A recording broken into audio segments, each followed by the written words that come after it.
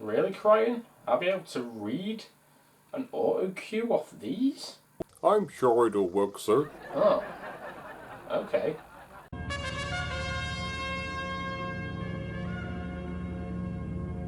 Crichton, is this thing recording then? Ready to go, sir. Brilliant. Friends, countrymen, dwarfers, Lister, welcome to the Red Dwarf Timeline, Series 1 to 12. The ultimate catch-up guide by me, Arnold J. Rimmer, but you can call me Smeg for brains. Crichton, have you been letting Lister near these? Anyhow, let's begin. Arnold Rimmer and Dave Lister are working for the Jupiter Mining Corporation, JMC, as second and third technicians on the mining ship Red Dwarf. Lister has a plan to save all the money he has and buy a farm on Fiji with him and his cat Frankenstein. Lister is put into stasis after having an unquarantined cat aboard the ship. Within the next 18 months, one of the ship's dry plates blows, giving the entire crew a lethal dose of cadmium-2. Making sure not to harm the ship's last remaining human with radiation, the ship's computer Holly keeps Lister in stasis for over 3 million years.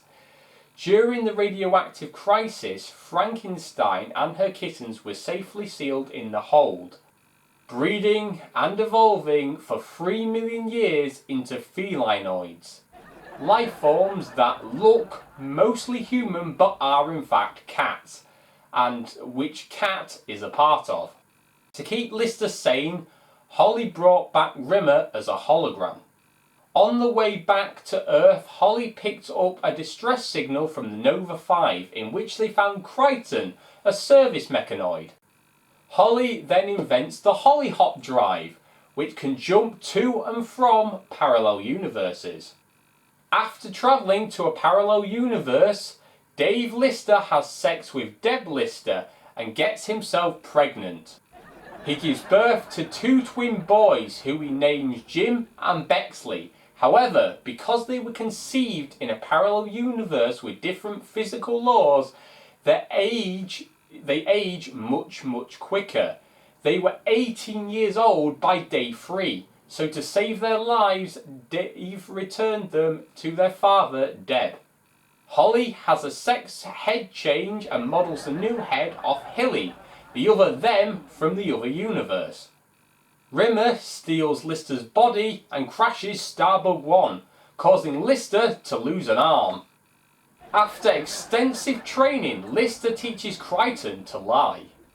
Meanwhile, in another dimension, the Space Corps make a craft that is able to dimension jump, bringing Ace Rimmer to the Red Dwarf dimension, only to then carry on exploring thousands of other dimensions.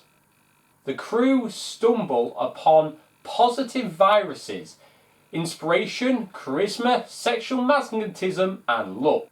Red Dwarf gets stolen, so the crew go into deep sleep for over 200 years to catch up with the thieves, until they come across a meteor field.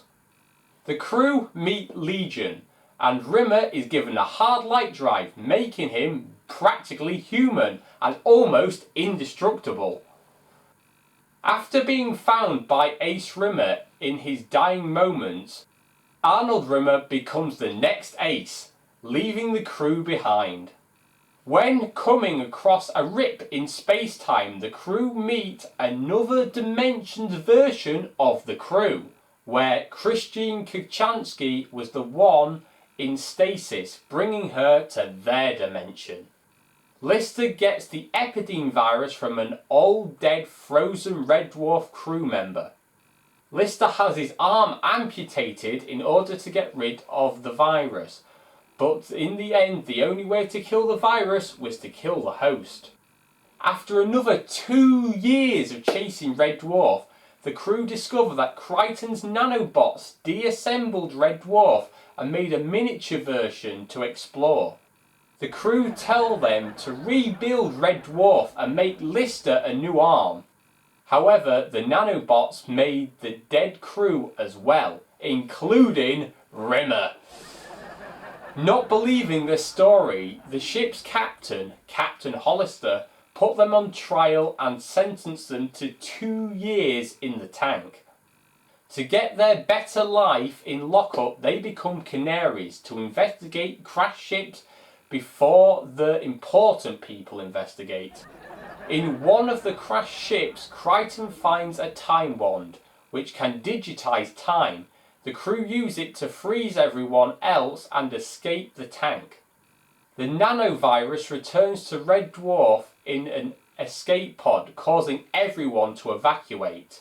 What happened next is a bit of a mystery, but what we do know is Rimmer fixed it by pure luck, and Lister, Crichton and Kochanski survived it. Kochanski, not being able to cope with Lister, runs away in a blue midget. After a rejuvenation goes wrong, the crew find themselves in 23 AD and have to travel across Europe in order to get some lemons to make a battery.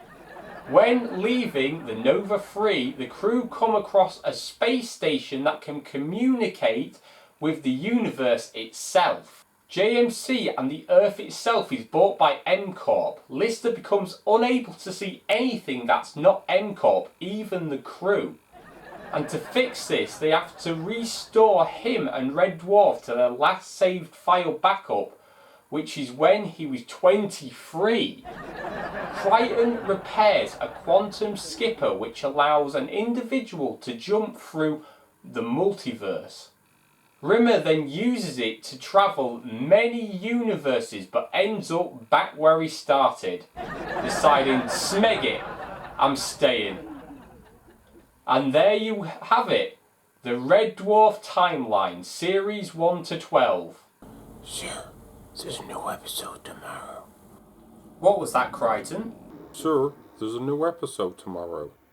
Of course I know there's going to be a new episode tomorrow. Why do you think I'm doing this? You total...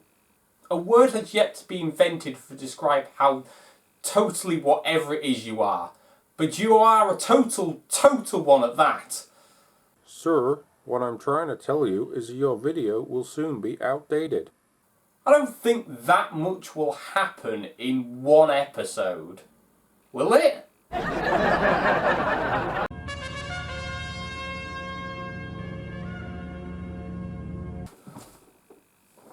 Thank you for watching the video. I really hope you've enjoyed it. I certainly enjoyed doing it. I know I haven't fitted every single thing in that's happening in Red Dwarf because I felt like it would be too much if I put everything in. But put down in the comments below your favourite Red Dwarf moments. And if you have enjoyed this video, please put a like on the video because you do not know how much that would mean to me to get this video, which is my first Red Dwarf video really on this channel, to get a lot of views or likes. And please share this with all your Red Dwarf friends if you are of that nature. I will certainly be sharing the video as well. But yeah, I really hope you've enjoyed it. I don't know if I'll be doing any more Red Dwarf videos. Possibly a theory will be coming out of this. Not entirely sure about that, but there has been things while doing my research that I've noticed about Red Dwarf and that I may be able to fill in little gaps. But yes, so I may be doing more Red Dwarf content, so maybe hit that subscribe button so you can find out when I do or if I do. And there's much more content that we do other than Red Dwarf stuff. We do Ruby, Doctor Who, makes videos, all sorts. So if you're interested in that type of stuff, I'd really consider hitting that subscribe button. And if you really want to hear about when it comes out straight away, please hit the notification bell and you'll hear about it straight away. Thank you very much. I've been Stephen of the Fractured Moon Network, and good night.